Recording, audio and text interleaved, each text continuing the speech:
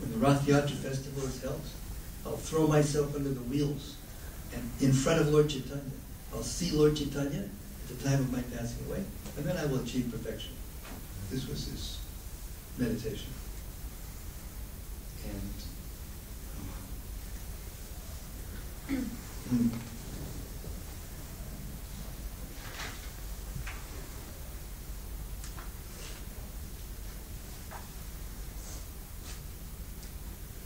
Lord Chaitanya came to visit Haridas Thakur when Sanatana Goswami got to Jagannath Puri, and immediately searched out Haridas Thakur.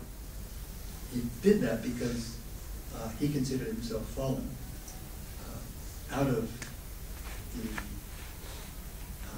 normal social infrastructure of Jagannath Puri. It was very strict at that time. And Haridas Thakur was born Muslim.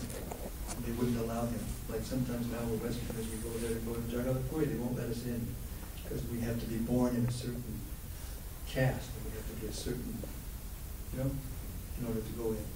So Sanatana Goswami, Rupa Goswami, they had accepted service from the Muslim government, and therefore they considered themselves low and fallen, unqualified. So he naturally gravitated to be with Haridas Thakur. And of course they didn't charge the temple and try to force their way in, like sometimes us less subtle people do. But they accepted their law and worshiped the chakra on top of the temple as non-different than Jagannath, paying obeisances. And Lord Chaitanya, they were so advanced that Lord Chaitanya was not different in Jagannath, absolutely. He would come to see them every day. So they weren't lacking anything. So Lord Chaitanya came to see Haridas Thakur, and he's found a place, find this.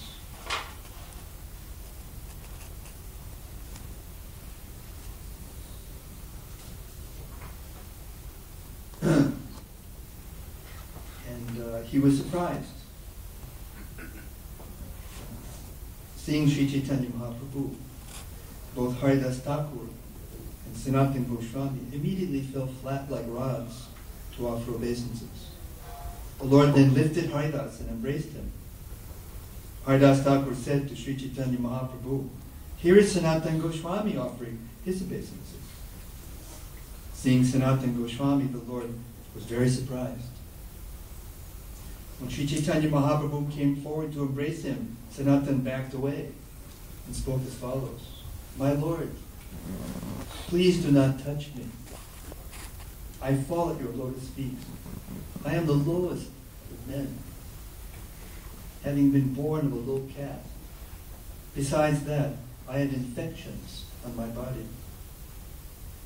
Sri Chaitanya Mahaprabhu, however, embraced Sanatana Goswami by force.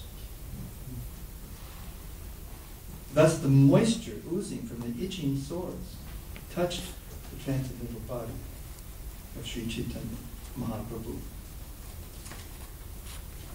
The Lord introduced all the devotees to Sanatana Goswami, who offered his respectful obeisances unto the lotus feet of them all. The Lord and his devotees sat on a raised platform, and below that sat Haridas Thakur and Sanatana Goswami.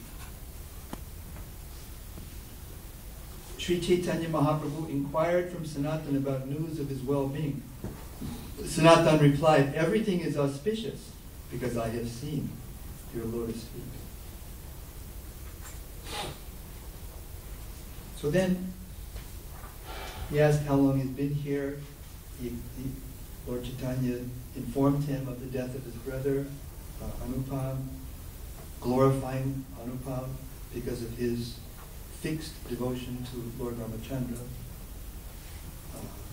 Sometimes we think unless we're a devotee of Radha and Krishna, we may not be able to please Lord Chaitanya, but this is not true. We are in the spiritual world, we have a relationship with Krishna which is eternal, and we are searching that out our material existence is for this purpose only. And everything that happens to us is for this purpose only. The trials, the tribulations, the setbacks. Here's Lord Chaitanya interacting with Sanatana Goswami, who has this very severe disease and is thinking he's not worthy of coming into contact with Lord Chaitanya. And Lord Chaitanya is by force embracing him. So everything that happens to us, whether it be good, bad, or indifferent, is for only one purpose, and that is to give us an opportunity to show Krishna that our faith and devotion will not flinch under any circumstances. And when we are tested, then he will, by force, embrace us, come into our hearts, and then we can become happy. And we can only become fully happy until that time. So no one should have false expectation. We should not think that there's any situation in this material world that is utopia. This material world is what it is. It's created to be what it is, simply for the purpose, for two purposes: to give us rebellious souls an opportunity to try to enjoy separate from Krishna as independent persons, and to give us an opportunity to be reclaimed. And Krishna comes in so many forms, in so many ways, and sends his pure devotees in so many forms, in so many ways throughout history to try to convince us.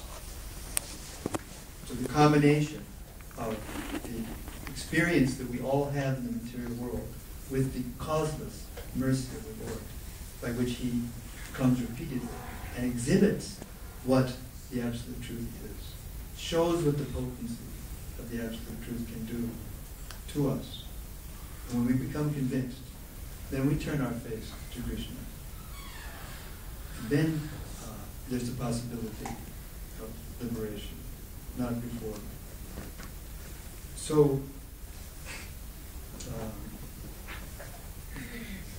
there's a wonderful little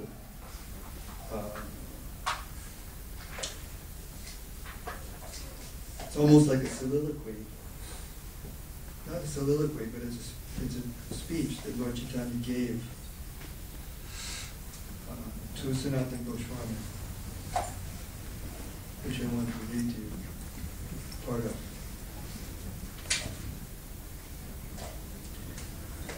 One day, when the Lord came to meet them, he suddenly began speaking to Sanatana Goswami. "My dear Sanatana," he said, "if I could attain Krishna by committing suicide, I would certainly give up millions of bodies without a moment's hesitation. You should know that one cannot attain Krishna simply by giving up the body. Krishna is attainable by devotional service. There is no other means for attaining him. Acts such as suicide are influenced by the mode of ignorance. And in ignorance and passion, one cannot understand who Krishna is. Unless one discharges devotional service, one cannot awaken one's dormant love for Krishna. And there is no means for attaining him other than awakening that dormant love